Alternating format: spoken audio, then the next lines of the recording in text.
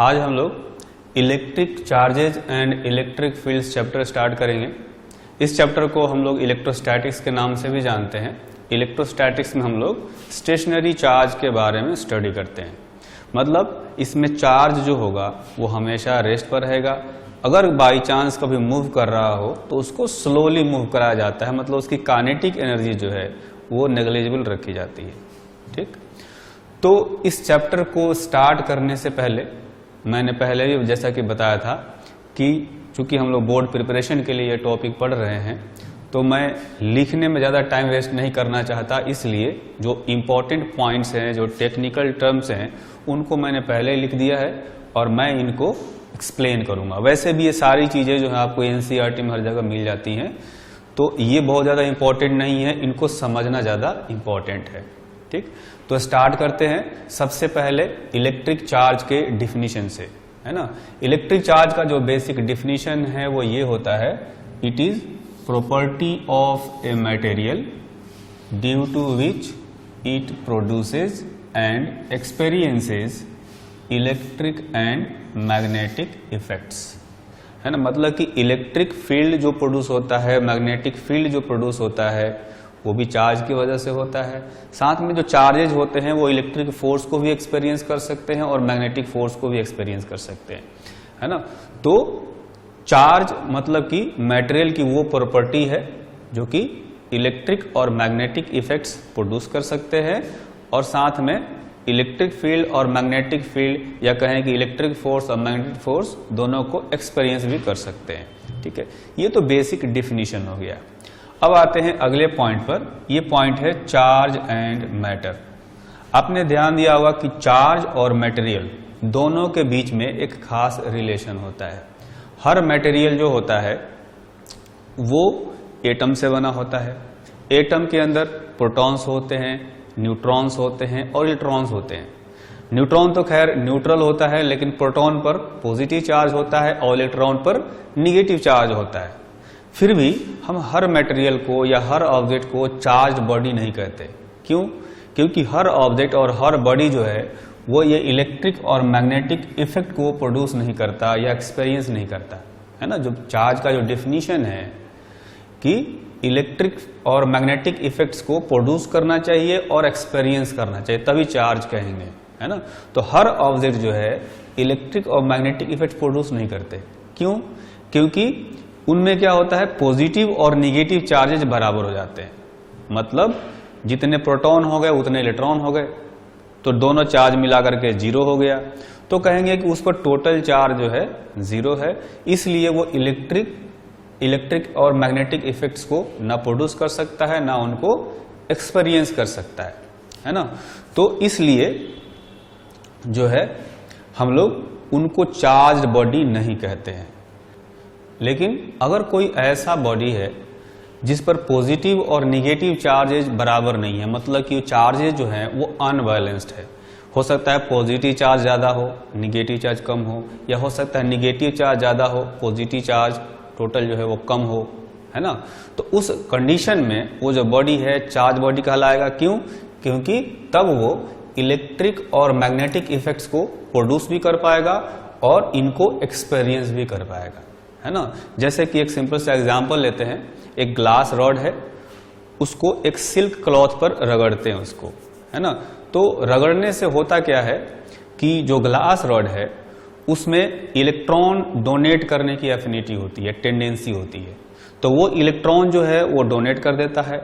जो सिल्क होता है उसमें इलेक्ट्रॉन एक्सेप्ट करने की एफिनिटी होती है, तो वो इलेक्ट्रॉन को एक्सेप्ट कर लेता है। ठीक है, ग्लास रॉड और सिल्क दोनों पहले न्यूट्रल थे, यानी दोनों के अंदर पॉजिटिव चार्ज निगेटिव चार्ज बराबर थे। लेकिन रगड़ने से क्या हुआ कि ग्लास रॉड में से कुछ इलेक्ट्रॉन्स निकल करके सिल्क क्लॉथ में चले गए। इसका मतलब ये हुआ कि ग्लास रॉड के अंदर पहले पॉजिटिव निगेटिव चार्जेस बराबर थे, तो इलेक्ट्रॉन के जाने से अब यहां पर निगेटिव चार्ज कम हो गया, या कहें कि पॉजिटिव चार्ज अब ज्यादा हो गया। इसलिए जो ग्लास रॉड है वो पॉजिटिवली चार्ज बॉडी हो गया, है ना। अब उस पर पॉजिटिव चार्ज आ गया। सिल्क जो है, जो सिल्क क्लॉथ है, उसने इलेक्ट्रॉन को ले लिया, पहले वो भी न्यूट्रल था, पहले उस पर भी पॉजिटिव चार्ज और निगेटिव चार्जेस बराबर थे, लेकिन अब उस पर कुछ एक्स्ट्रा इलेक्ट्रॉन आ गए, यानी इसके अंदर अब निगेटिव चार्जेस ज्यादा हैं और पॉजिटिव चार्जेस कम है ना। तो अब कह सकते हैं कि जो सिल्क क्लॉथ है ये अब निगेटिवली चार्ज है, यानी इस पर निगेटिव चार्ज अब आ चुका है। ठीक है, तो जैसा कि मैंने डेफिनेशन के हिसाब से बताया कि अब जो है ग्लास रॉड और सिल्क क्लॉथ दोनों इलेक्ट्रिक और मैग्नेटिक इफेक्ट्स को प्रोड्यूस भी कर सकते हैं और अट्रैक्ट भी कर सकते हैं, है ना।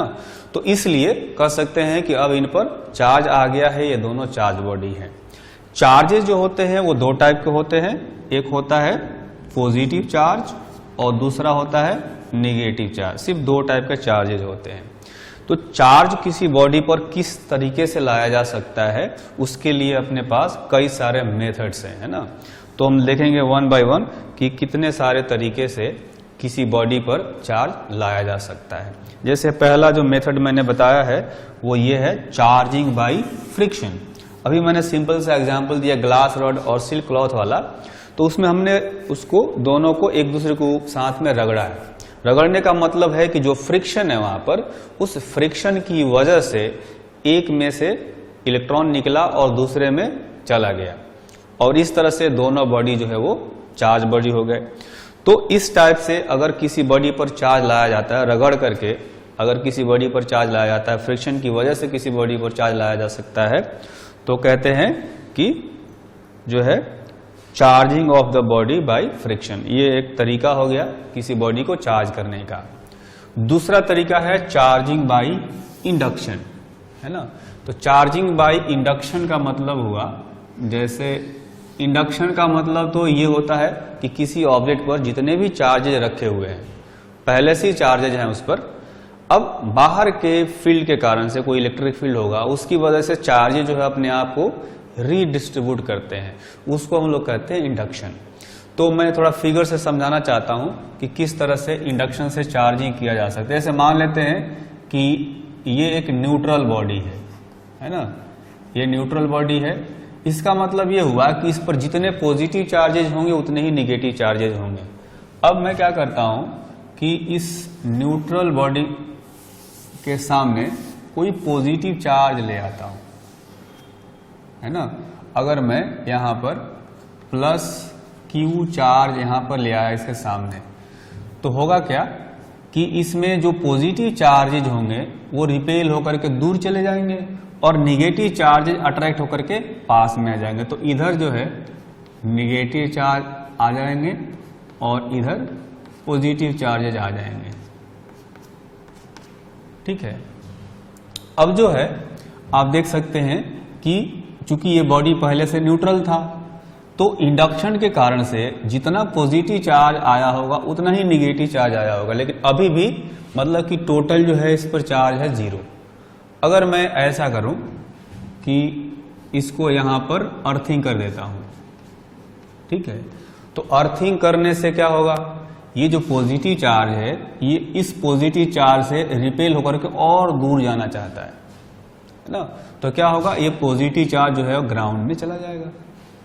तो इसके बाद क्या बचेगा कि अर्थिंग करने से ये जो है यहां निगेटिव चार्ज रह गया और ये पॉजिटिव चार्ज हमने पास में इसके यहां पर रखा हुआ। पॉजिटिव चार्ज जो है ग्राउंड के अंदर चला गया। एक्चुअली में पॉजिटिव चार्ज मूव नहीं करता है ना, सिर्फ निगेटिव चार्ज यानी इलेक्ट्रॉन्स मूव करते हैं। तो पॉजिटिव चार्ज इधर जाने का मतलब ये हुआ कि एक्चुअली में इलेक्ट्रॉन यहां से इधर आ गए होंगे और ये पॉजिटिव चार्ज को न्यूट्रलाइज कर दिए होंगे। ठीक है, तो उसको मैं ये भी कह सकता हूं कि इलेक्ट्रॉन इधर से आकर के इनको न्यूट्रलाइज कर दिए होंगे, या मैं ये कह सकता हूं कि ये पॉजिटिव चार्ज अंदर चलेगा। एक ही बात है दोनों, है ना। तो यहां पर निगेटिव चार्ज आ गया। अब मैं क्या करता हूं कि यहां से पहले तो ये अर्थिंग हटा देता हूं, ये अर्थिंग हटा दूंगा तो यहां पर निगेटिव चार्ज था और ये फिर चार्ज भी हटा देता हूं। तो ये जो निगेटिव चार्ज इस साइड में था वो निगेटिव चार्ज जो है यूनिफॉर्मली इस बॉडी पर डिस्ट्रीब्यूट हो जाएगा। ठीक है, तो अब इस बॉडी पर देखेंगे कि चार्ज आ गया। पहले कोई चार्ज नहीं था, अब जो है इस पर चार्ज आ गया। तो इस तरह से इंडक्शन के थ्रू हमने इस बॉडी को चार्ज कर दिया, पहले न्यूट्रल था ये, ठीक। उसी तरह से एक और तरीका होता है चार्जिंग बाई इंडक्शन, मतलब एक ऑब्जेक्ट जो है इस पर प्लस क्यू चार्ज है, दूसरा जो ऑब्जेक्ट है ये न्यूट्रल है, ठीक है। तो अब मैं क्या करता हूं, इन दोनों को किसी कंडक्टिंग वायर से जोड़ देता हूं। ये प्लस क्यू है ना, मतलब ये कहें कि ये ए था और ये बी था, ये ए है और ये बी है, इनको वायर से जोड़ दिया हमने, ठीक है। तो मैं क्यू हटा देता हूं, मान लिया प्लस प्लस चार्ज था इस पर ऐसे, ठीक है। अब प्लस चार्ज था इस पर, तो अब चूंकि मैंने कंडक्टिंग वायर से जोड़ दिया तो कुछ पॉजिटिव चार्ज इसमें से फ्लो होकर के इसमें चला जाएगा, है ना। तो कुछ पॉजिटिव चार्ज इसमें भी आ गए। अब मैं क्या करता हूं कि ये जो वायर है इसको रिमूव कर देता हूं, तो है ना, ये ए है ये बी है, मतलब पॉजिटिव चार्ज दोनों पर आ गए। इस पर से थोड़े से कम, इस पर ज्यादा था पहले, अब थोड़े से कम हो गए होंगे क्योंकि कुछ चार्ज जो है उस पर चले गए। तो अब मैंने चूंकि बीच में का वायर हटा दिया और ये पहले न्यूट्रल था, अब ये चार्ज बॉडी हो गया, पॉजिटिवली चार्ज, ठीक है। इस पर तो खैर पहले से ही चार्ज था। तो इस तरह से जो चार्जिंग हुआ इसको हम लोग कहते हैं चार्जिंग बाई कंडक्शन। इस प्रोसेस को कंडक्शन कहा जाता है, मतलब किसी वायर के थ्रू चार्ज को फ्लो करा करके या दोनों बॉडी को टच करा करके एक से दूसरे में जब ट्रांसफर किया जाता है चार्ज को, तो उसको कहते हैं चार्जिंग बाई कंडक्शन। अगला मेथड है चार्जिंग बाई थर्मल इमिशन।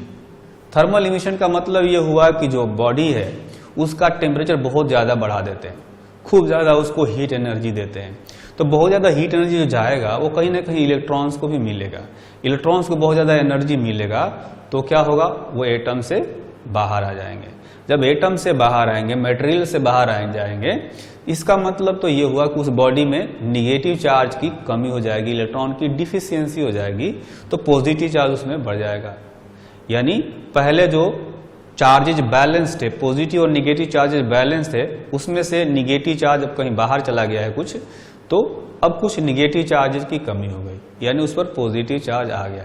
तो जो बॉडी पहले न्यूट्रल हुआ करता था अब वो चार्ज हो गया। क्यों? क्योंकि हमने हीट एनर्जी दे करके उसमें से कुछ इलेक्ट्रॉन्स को बाहर हटा दिया है, ठीक है। तो इस तरह से थर्मल इमिशन से चार्जिंग होता है। अगला मेथड है फील्ड इमिशन, मतलब charging by field emission. Field का मतलब इलेक्ट्रिक फील्ड की बात करते हैं। अगर किसी बॉडी पर जो है, हमें पता है कि कोई हर बॉडी जो होता है मटेरियल का बना होता है, तो उसके अंदर एटम्स भी होते हैं, इलेक्ट्रॉन्स भी होते हैं, ठीक है। जब इतना इलेक्ट्रिक फील्ड वहां पर बढ़ा दिया जाए, खूब हाई इलेक्ट्रिक फील्ड अप्लाई कर दिया जाए, वो इलेक्ट्रिक फील्ड क्या करेगा, उस बॉडी के अंदर जो इलेक्ट्रॉन्स होंगे उन पर कुछ फोर्स लगाएगा जो सरफेस पर होंगे, है ना। अब चूंकि इलेक्ट्रिक फील्ड का स्ट्रेंथ बहुत ज्यादा हाई कर देंगे तो इलेक्ट्रॉन्स पर लगने वाला जो इलेक्ट्रिक फोर्स है वो बहुत ज्यादा हाई होगा।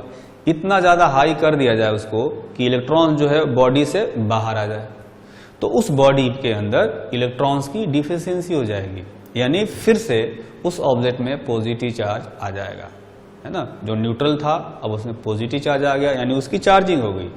तो फील्ड इमिशन का जो प्रोसेस है वो ये है। अगला प्रोसेस है charging by photo electric emission. Photo electric effect का नाम आपने सुना होगा। उसमें क्या होता है, कोई मेटल टारगेट होता है जिस पर जो होता है हाई फ्रीक्वेंसी का लाइट इंसिडेंट कराया जाता है। हाई फ्रीक्वेंसी का इंसिडेंट लाइट आएगा, सफिशिएंट एनर्जी मिलेगी, तो उसके अंदर जो इलेक्ट्रॉन्स हैं वो एनर्जी लेकर के मेटल से बाहर चले जाते हैं, है ना। तो उस प्रोसेस को हम लोग कहते हैं फोटो इलेक्ट्रिक इमिशन। तो जब बहुत ज्यादा एनर्जी आएगी और इलेक्ट्रॉन के लिए वो सफिशिएंट एनर्जी होगी बाहर निकलने के लिए एटम से, मेटल से, तो वो एटम से या मेटल से बाहर जब आ जाएंगे तो उस मेटल के अंदर फिर से कह सकते हैं कि इलेक्ट्रॉन कम हो गए। इलेक्ट्रॉन कम होने का मतलब निगेटिव चार्ज कम हो गया, यानी पॉजिटिव चार्ज ज्यादा हो गया, चार्जेज अनबैलेंस्ड हो गए, तो वो बॉडी जो है पॉजिटिवली चार्ज हो जाएगा, है ना। तो ये सारे प्रोसेसेज हैं जिनके थ्रू जो है किसी बॉडी को चार्ज किया जा सकता है। ठीक है, जो मटेरियल होता है वो बेसिकली 3 टाइप का होता है। कोई भी मटेरियल जो है वो 3 टाइप का होता है। एक होता है कंडक्टर, एक होता है सेमीकंडक्टर और एक होता है इंसुलेटर, है ना। तो इस चैप्टर में हम लोग सेमीकंडक्टर के बारे में नहीं पढ़ेंगे, लेकिन कंडक्टर और इंसुलेटर के बारे में पढ़ेंगे। इंसुलेटर को सिंपली नॉन कंडक्टर भी कह सकते हैं, है ना। कंडक्टर में होता क्या है कि कुछ फ्री इलेक्ट्रॉन्स होते हैं जो मटेरियल के अंदर ट्रैवल करने के लिए फ्री होते हैं, है ना। It has free electrons which can move inside material। Insulator या नॉन कंडक्टर में क्या होता है, all the charges inside non conductor are bonded. Bonded होने का मतलब ये है कि ये जो इलेक्ट्रॉन है इसके अंदर वो चल नहीं सकते। पॉजिटिव चार्ज हो वो या निगेटिव चार्ज हो वो सारे बॉन्डेड चार्जेस होते हैं इसके अंदर, वो चल नहीं सकते।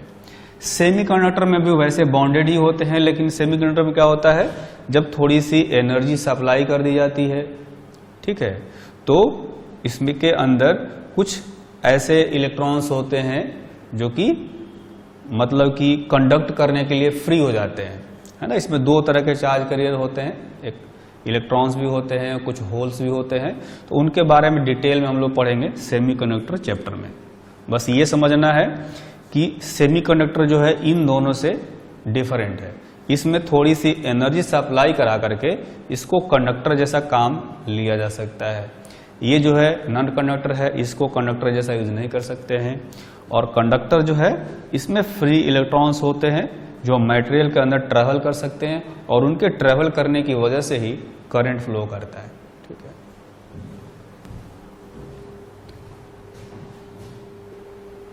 अभी तक इस चैप्टर में हमने चार्ज का डिफिनेशन पढ़ा और किसी बॉडी पर चार्जेज किस तरह से आते हैं ये भी हमने समझ लिया। लेकिन जब तक चार्जेज की प्रॉपर्टी के बारे में हम लोग नहीं समझते तब तक किसी चार्ज को अच्छी तरह से हम लोग नहीं समझ पाएंगे, और इसलिए हम लोग एक एक करके चार्ज की जो प्रॉपर्टी होती है उसको समझेंगे। आप देखेंगे यहाँ पर मैंने कई सारे प्रॉपर्टीज को मेंशन किया हुआ है, जिसमें से जो सबसे पहले प्रॉपर्टी बताई गई है वो ये है, like charges repel each other and unlike charges attract each other, है ना। ये हम सब जानते हैं कि सेम नेचर के जो चार्जेज होते हैं वो एक दूसरे को रिपेल करते हैं और अपोजिट नेचर के जो चार्जेज होते हैं वो अट्रैक्ट करते हैं। तो ये तो हो गई पहली प्रॉपर्टी, बहुत ही सिंपल प्रॉपर्टी है, हम सबको पहले से पता है। दूसरी प्रॉपर्टी है वो ये कहता है, charges has additive nature. Additive nature का मतलब ये हुआ कि किसी ऑब्जेक्ट पर अगर कई सारे चार्जेज हैं तो टोटल चार्ज निकालने के लिए हम लोग सारे चार्जेज को ऐड करते हैं। जैसे मान लेते हैं कि अपने पास कोई ऑब्जेक्ट है और इस पर चार्जेज हैं Q1, Q2, Q3, Q4।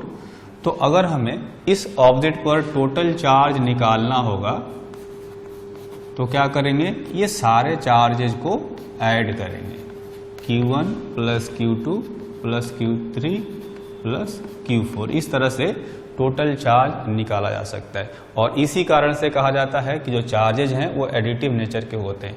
अगर कोई चार्ज इसमें से निगेटिव है तो उसको निगेटिव साइन के साथ में यहाँ पर रखा जाएगा। मान लेते हैं कि जो Q3 है वो -6 कूलम है, तो इसकी जगह पर -6 कूलम रखा जाएगा, ये ध्यान रखना है।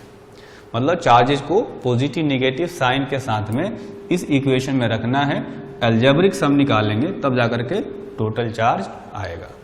अगली प्रॉपर्टी है, इसमें कहा गया है charge of an isolated system remains conserve, है ना। कहने का मतलब यह है कि अगर किसी ऑब्जेक्ट पर कुछ चार्जेज हैं तो चार्ज जो है उस बॉडी के एक पार्ट से दूसरे पार्ट में ट्रांसफर किए जा सकते हैं, उनको डिस्ट्रॉय नहीं किया जा सकता या नए चार्जेज क्रिएट नहीं किए जा सकते, है ना। तो इसका मतलब ये है, इसको मैं लिख देता हूं यहां पर, charges can not be created and destroyed. उनको क्रिएट भी नहीं किया जा सकता, उनको डिस्ट्रॉय भी नहीं किया जा सकता। मतलब एक सिस्टम की बात करें, हो सकता है एक सिस्टम में जो है दो ऑब्जेक्ट हैं, उनको एक तार से जोड़ दिया गया है ना। तो एक ऑब्जेक्ट से दूसरे ऑब्जेक्ट में जो चार्ज है वो जा सकता है अगर उनको सिस्टम मान लिया जाए, या दूसरे से पहले में आ सकता है। लेकिन अगर दोनों को जोड़ करके टोटल चार्ज देखेंगे तो हमेशा जो है वो उतना ही रहता है। चार्ज को ना हम क्रिएट कर सकते हैं ना डिस्ट्रॉय कर सकते हैं।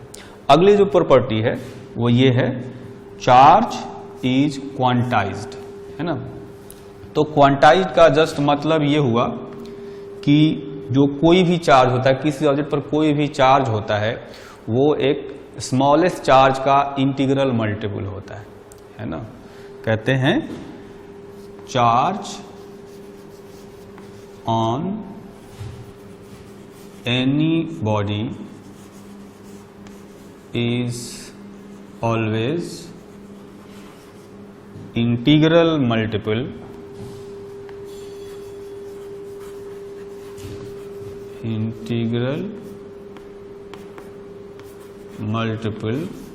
Of electronic charge. मतलब इलेक्ट्रॉन पर जो चार्ज है उसको इलेक्ट्रॉनिक चार्ज कहा गया है यहाँ पर। तो किसी बॉडी पर अगर टोटल चार्ज Q है तो उसको मैं लिख सकता हूं N इंटू E, जहां पर N जो है ये इंटीजर है ना। और इसीलिए कहा गया कि जो चार्ज है वो इलेक्ट्रॉनिक चार्ज का इंटीग्रल मल्टीपल होगा। N जो है कभी भी फ्रैक्शन में नहीं आएगा, है ना। हालांकि नए कुछ डिस्कवरीज हुई हैं जिसमें क्वार्क्स नाम के पार्टिकल्स डिस्कवर किए गए हैं। क्वार्क्स जो होते हैं उन पर चार्जेज होते हैं +-e/3 +-2e/3, लेकिन ये जो चार्जेज हैं ये स्टेबल नहीं होते, इसलिए हम लोग इनको काउंट नहीं करते, ठीक है। तो ध्यान क्या रखना है कि कोई भी चार्ज होगा वो E का इंटीग्रल मल्टीपल होता है। E का मतलब चार्ज ऑन इलेक्ट्रॉन, ठीक। नेक्स्ट प्रॉपर्टी है, चार्ज इज रिलेटिविस्टिकली इनवेरिएंट। रिलेटिविस्टिकली इनवेरिएंट होने का मतलब ये हुआ कि जब चार्ज बॉडी अगर मोशन में होगा तो उसका चार्ज वेरी नहीं करेगा, है ना। ये मतलब हुआ चार्ज इज इनवेरिएंट का। जैसे मास के बारे में क्या कहा जाता है कि अगर कोई ऑब्जेक्ट मोशन में होता है तो उसका रिलेटिव मास जो है वो बढ़ रहा होता है। जैसे जैसे उसकी वेलोसिटी बढ़ेगी उसका रिलेटिव मास बढ़ेगा। आइंस्टाइन ने एक फॉर्मूला बताया था रिलेटिव मास का, है ना। ये रिलेटिव मास है और ये है उसका रेस्ट मास।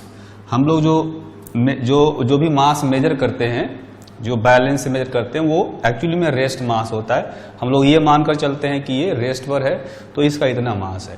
तो ये रेस्ट मास हो गया, रेस्ट मास ये है, और नीचे आएगा √1 - v/c का होल स्क्वायर। v क्या है, ऑब्जेक्ट का वेलोसिटी है और c लाइट का स्पीड है ना। v ऑब्जेक्ट का स्पीड और c लाइट का स्पीड।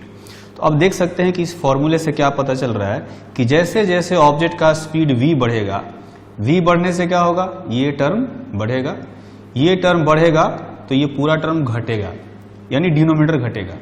डिनोमिनेटर घटेगा तो पूरा टर्म जो है वो बढ़ेगा, यानी ये रिलेटिव मास बढ़ेगा, है ना। तो आइंस्टाइन ये फॉर्मूला बताया कि अगर कोई ऑब्जेक्ट मोशन में होता है, जैसे जैसे उसकी स्पीड बढ़ती है तो उसका रिलेटिव मास जो है वो भी बढ़ता है। लेकिन चार्ज के बारे में ऐसा कोई फॉर्मूला नहीं है, ऐसा कोई फॉर्मूला उसने बताया भी नहीं, है ना, कि जैसे जैसे ऑब्जेक्ट का स्पीड बढ़ेगा तो उसका चार्ज बढ़ेगा, ऐसा कोई फॉर्मूला नहीं है। है ना। इसलिए कहते हैं कि जो चार्ज होता है वो इनवेरिएंट होता है और मोशन पर डिपेंड नहीं करता है, ठीक है। अगली जो प्रॉपर्टी है वो ये कहता है repulsion is true test of charge, है ना। अगर दो बॉडी एक दूसरे को अट्रैक्ट कर रहे हैं तो इसका मतलब ये कंफर्म नहीं कर सकते, है ना, सर्टेनली नहीं कर सकते कि दोनों पर चार्ज है। लेकिन अगर दो ऑब्जेक्ट एक दूसरे को रिपेल कर रहे हैं तो सर्टेनली दोनों पर चार्ज है ना। कहने का मतलब ये है, मैं फिर से इस प्रॉपर्टी को समझाता हूं कि अगर दो ऑब्जेक्ट एक दूसरे को अट्रैक्ट कर रहे हैं तो सर्टेनली हम लोग ये नहीं कर सकते, कंफर्म होकर के ये नहीं कर सकते कि दोनों पर चार्ज है।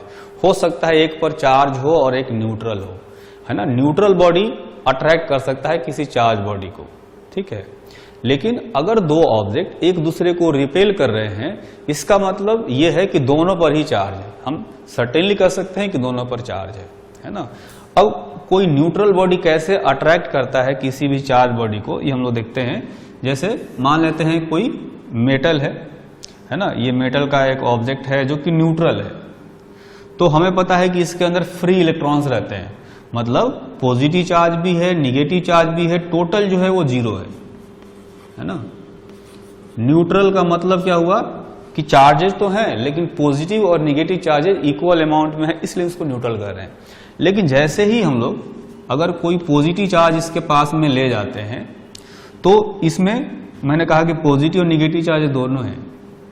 पॉजिटिव चार्ज तो चलता नहीं है, प्रोटॉन तो फिक्स्ड रहता है, लेकिन इलेक्ट्रॉन्स जो हैं मेटल के अंदर चलने के लिए फ्री होते हैं। तो इलेक्ट्रॉन्स जो होंगे इस पॉजिटिव चार्ज से अट्रैक्ट होंगे, वो आ करके इस किनारे लग जाएंगे सारे, है ना।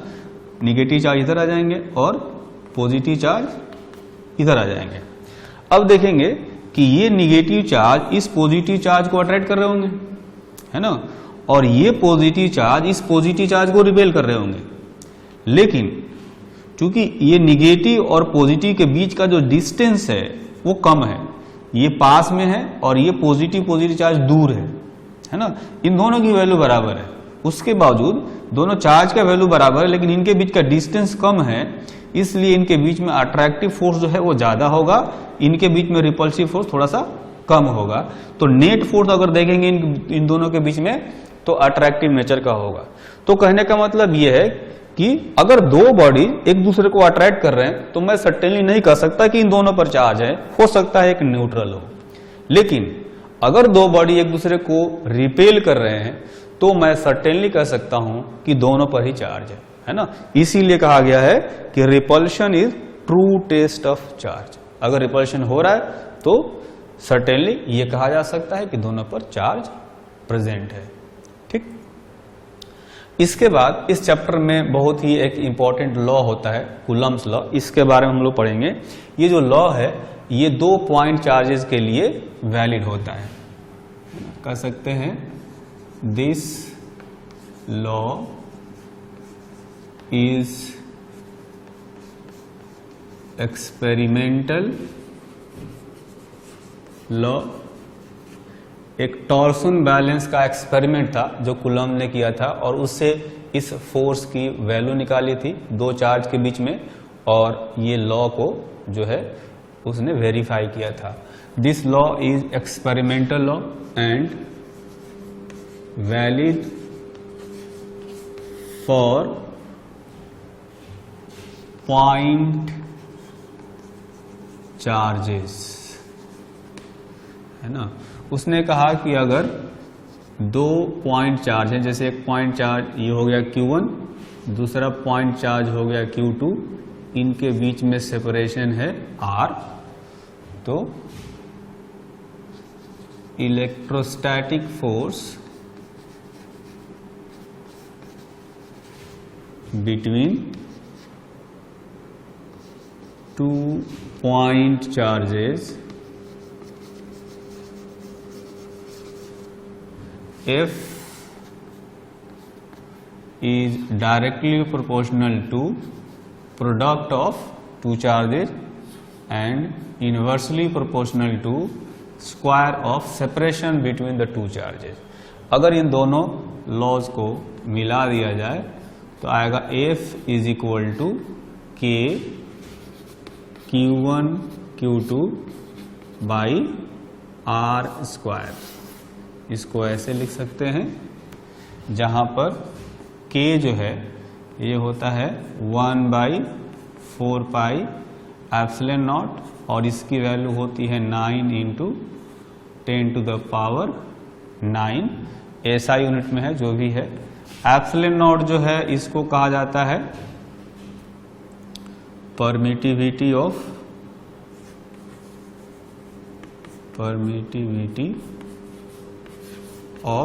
वैक्यूम, जिसकी वैल्यू होती है 8.854 ×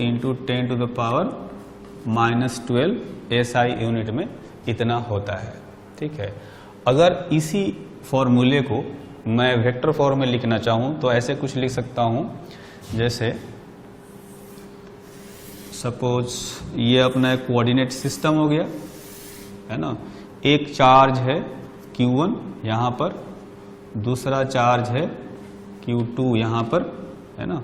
तो Q1 का जो पोजीशन वेक्टर है ये है R1, Q2 का जो पोजीशन वेक्टर है ये है R2 है ना।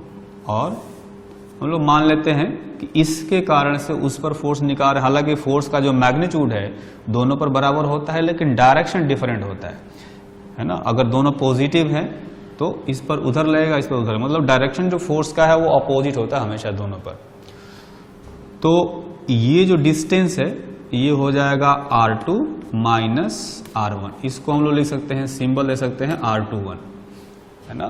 तो अगर मुझे फोर्स निकालना हो, force on Q2 due to Q1 अगर निकालना हो, मतलब इस पर फोर्स निकालना है इसके कारण से, तो मैं इसको सिंबल देता हूं F21 और इसको लिखूंगा 1/4 pi epsilon not Q1 Q2 into R21 के डायरेक्शन में एक यूनिट वेक्टर निकाल लेते हैं, इधर एक यूनिट वेक्टर निकाल लेते हैं और डिवाइडेड बाई R21 का जो मॉड है, जो मैग्नीट्यूड है उसका स्क्वायर कर लेंगे है ना। अब यहां पर ये जो R21 है ये हो गया, इसकी वैल्यू होती है R21 वेक्टर के डायरेक्शन में यूनिट वेक्टर है तो क्या करेंगे, जो R21 वेक्टर है उसको उसके मैग्नीट्यूड से डिवाइड कर देंगे है ना, तो उस डायरेक्शन में यूनिट वेक्टर निकल जाएगा। तो यहां पर जो है एक यूनिट वेक्टर आ गया उस डायरेक्शन में, ये डायरेक्शन बताएगा, मतलब इस पर फोर्स निकाल लेंगे तो R21 के डायरेक्शन में आएगा। ठीक है, अब हो सकता है कि इनमें से कोई चार्ज निगेटिव हो सकता है कोई पॉजिटिव हो, तो निगेटिव पॉजिटिव साइन के साथ में इसमें रखेंगे। ठीक है, और उसके बाद में हम देखेंगे कि इसका जो डायरेक्शन है इसके डायरेक्शन के पैरेलल आता है या अपोजिट आता है। अगर ये दोनों पॉजिटिव या दोनों निगेटिव हुए तो ऑब्वियसली ये पॉजिटिव में आएगा। पॉजिटिव आने का मतलब ये हुआ कि फोर्स का डायरेक्शन R21 की तरफ हुआ। अगर इन दोनों में से कोई एक निगेटिव कोई एक पॉजिटिव है ना, तो ये निगेटिव टर्म आएगा। निगेटिव आने का मतलब इसका जो डायरेक्शन है फोर्स का वो R21 के उल्टा आना चाहिए, क्योंकि अट्रैक्टिव नेचर तक हो जाएगा है ना। तो इस तरह से डायरेक्शन डिसाइड कर सकते हैं। बाकी मैग्नीट्यूड निकालने के लिए सिर्फ ये वाला पोर्शन ही काफी है, इसी पोर्शन को हमने यहां पर लिखा हुआ है। ठीक है, ये R क्या हो गया, दोनों के बीच का सेपरेशन हो गया। ये R21 भी एक्चुअली में दोनों के बीच का सेपरेशन ही है, जिसका कि यहां पर मैग्नीट्यूड हमने रखा हुआ है और ये डायरेक्शन बता रहा है। ठीक है, अभी जो हमने कूलम्ब्स लॉ पढ़ा उससे रिलेटेड दो एग्जाम्पल एनसीईआरटी में दिए गए हैं, वो दोनों ही एग्जाम्पल हम लोग यहाँ पर सोल्व करेंगे। वो दोनों एग्जाम्पल मैंने पहले से लिखा हुआ है, तो एक एक करके दोनों को सोल्व करते हैं। जो पहला एग्जाम्पल है इसमें कहा गया है charged metallic sphere A is suspended bye nylon thread.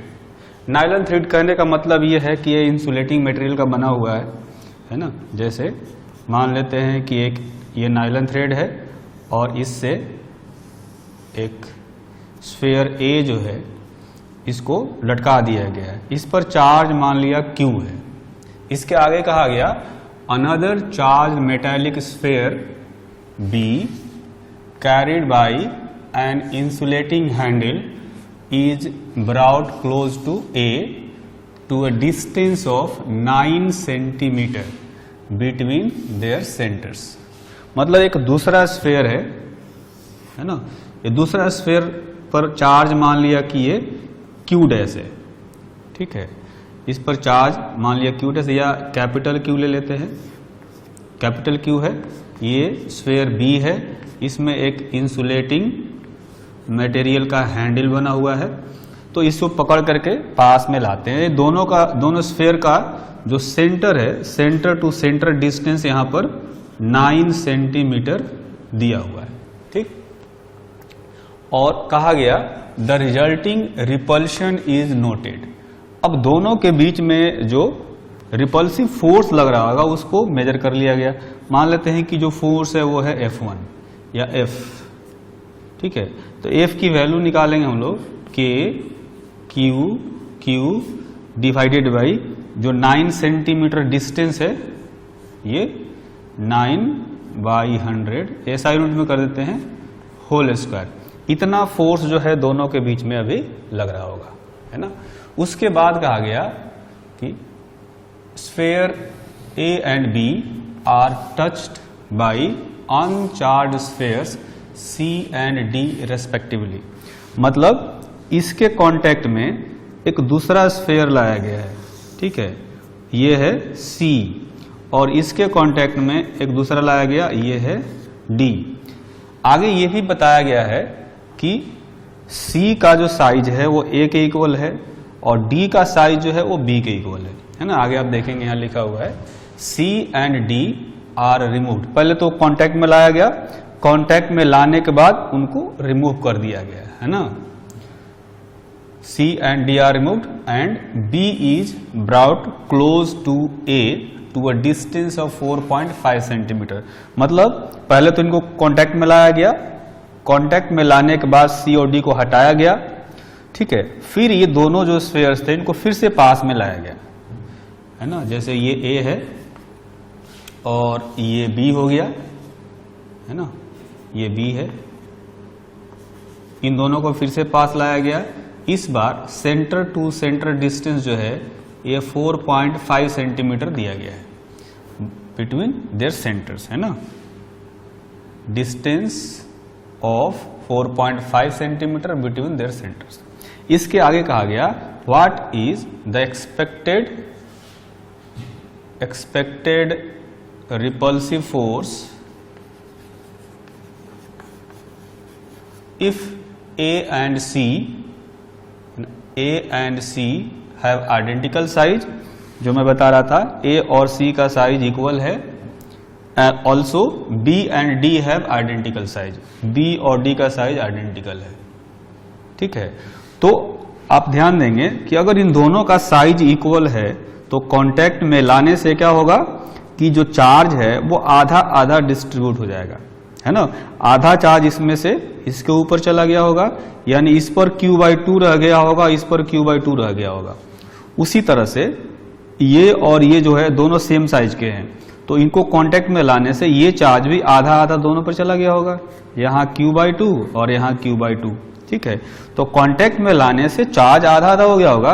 अब हमने क्या किया है कि C को रिमूव कर दिया और D को रिमूव कर दिया है, अब सिर्फ A और B रह गए यहाँ पर। तो A पर चार्ज रह गया है Q/2 और B पर चार्ज रह गया है कैपिटल Q/2, ठीक। तो इनके बीच में जो है एक्सपेक्टेड रिपल्सिव फोर्स पूछा गया है। तो इनके बीच में अगर हम लोग फोर्स निकालें, मान लेते हैं कि F' है, तो आएगा K, चार्ज है Q/2, दूसरे पर capital Q/2 divided by separation है 4.5 डिवाइड 4.5 बाई 100, इसको भी मीटर में कर देंगे का होल स्क्वायर, ठीक है। अब आप देखें इस फोर्स को और इस फोर्स को कंपेयर करेंगे, है ना। तो यहां पर क्या आएगा, इसको मैं लिख सकता हूं K Q डिवाइडेड बाई 4 यहां ला दिया मैंने, है ना।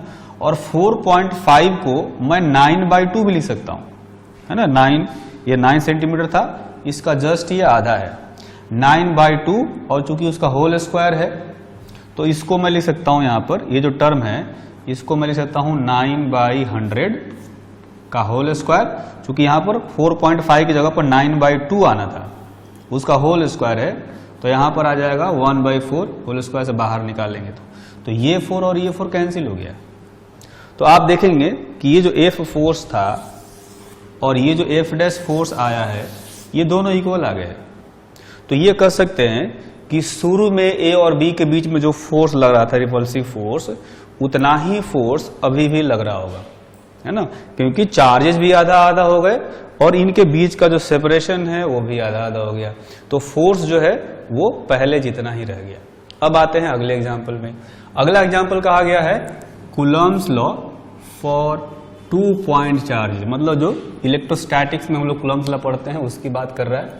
And Newton's law of gravitation for 2 point masses, both have inverse square dependence on the distance between the charges and or masses, है ना। कूलम्स लॉ में भी जो फोर्स होता है वो आर स्क्वायर के इनवर्सली प्रोपोर्शनल होता है, और न्यूटन का जो ग्रेविटेशनल फोर्स वाला लॉ है उसमें भी आर स्क्वायर के इनवर्सली प्रोपोर्शनल होता है। दोनों में कह रहा है कि आर स्क्वायर के इनवर्सली प्रोपोर्शनल है। पूछा गया है compare the strengths of these forces by determining the ratio of their magnitude for electron proton system, मतलब एक ऑब्जेक्ट इलेक्ट्रॉन लेना है, दूसरा ऑब्जेक्ट प्रोटॉन लेना है ना। तो अगर हम लोग कूलम्स फोर्स की वैल्यू निकालेंगे, कूलम्स फोर्स की वैल्यू निकालेंगे तो होना चाहिए K Q1 Q2 by R square, ये लेना चाहिए। अगर हम लोग ग्रेविटेशनल फोर्स निकालेंगे, क्योंकि इलेक्ट्रॉन के पास भी मास होता है, प्रोटॉन के पास भी मास होता है, तो 2 पॉइंट मास के बीच में ग्रेविटेशनल फोर्स लगता है, तो हम लिखेंगे G MP ME divided by R square, ठीक है। तो अगर इनका रेशियो निकाले FC डिवाइडेड बाई FG, मतलब coulomb force by Coulomb's force और ये ग्रेविटेशनल फोर्स का जो रेशियो है ना, वो निकालेंगे तो यहां आएगा KE square by R square, और यहां पर क्या है, ये है GMP ME by R square. तो R स्क्वायर कैंसिल हो गया, ये हो गया KE square divided by GMP ME, है ना। जो क्वेश्चन है, क्वेश्चन में एक्चुअली में G K E MP ME का वैल्यू नहीं दिया हुआ था, मैंने ये लिखा हुआ है, जो स्टैंडर्ड वैल्यू हम लोग यूज करते हैं वो मैंने लिया है। तो ये सारे वैल्यू जिसमें हम लोग सब्स्टिट्यूट करेंगे, है ना। K की वैल्यू रखते हैं 9 × 10⁹। इलेक्ट्रॉन पर जो चार्ज होता है वो इतना कूलम होता है, 1.6 × 10⁻⁻19। सारे SI यूनिट में वैल्यू रखेंगे, इसका स्क्वायर करना है ना। डिवाइडेड बाई G का वैल्यू ये होता है 6.67 × 10⁻11। फिर मास ऑफ प्रोटॉन ये होता है 1.67 × 10⁻27। इलेक्ट्रॉन का जो मास होता है, ये प्रोटॉन का मास हो गया, इलेक्ट्रॉन का मास हो गया 9.1 × 10⁻31, है ना, -31 kg। ये आगे अब जब ये सारे वैल्यू रख करके आप कैलकुलेट करेंगे तो ये आएगा 2.27 × 10⁻, प्लस आएगा, माइनस नहीं आएगा, है ना, क्योंकि नीचे निगेटिव वाले पावर ज्यादा है, ऊपर जाकर के पॉजिटिव हो जाएगा, है ना। ये आ गया। तो हम लोग ये कर सकते हैं कि कूलम्ब फोर्स मतलब इलेक्ट्रोस्टैटिक्स फोर्स जो है वो ग्रेविटेशनल फोर्स से काफी बड़ा है, 2.27 × 10⁻39, है ना, इतना टाइम्स बड़ा है ना। मतलब कि इलेक्ट्रोस्टैटिक्स फोर्स ग्रेविटेशनल फोर्स से बहुत ही ज़्यादा बड़ा होता है। ये कंपेयर करने के लिए बोला गया था, है ना।